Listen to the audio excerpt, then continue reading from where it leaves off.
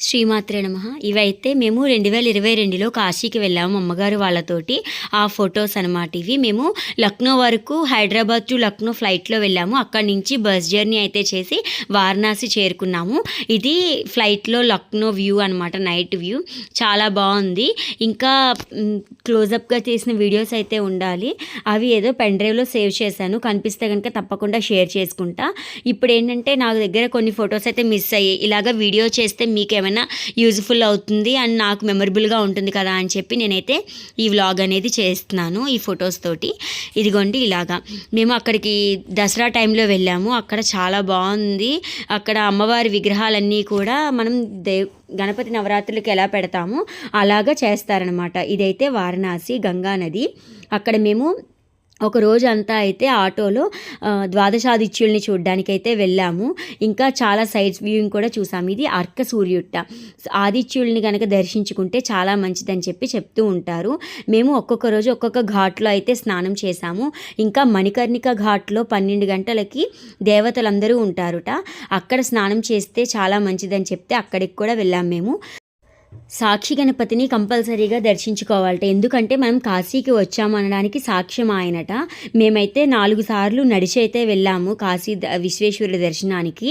స్వామివారి హారతి కూడా తీసుకున్నాము, స్పర్శ దర్శనం చేశాము.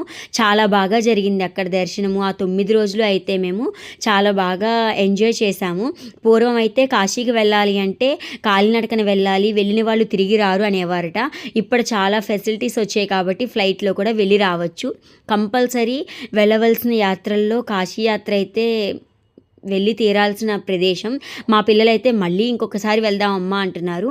ఇదిగోండి మా అబ్బాయి వాళ్ళు కూడా ఎంత ఎంజాయ్ చేశారో అక్కడ. ఇత్తడి బొమ్మలు అయితే చాలా బాగున్నాయి. ఇవి మేము తీసుకున్న బొమ్మలు. జీపు, ఎడ్ల బండి తీసుకున్నాం మేము. బైక్ అవన్నీ కూడా అడిగాడు కానీ ఎందుకులేమ్మా అంటే 2 తీసుకున్నాడు.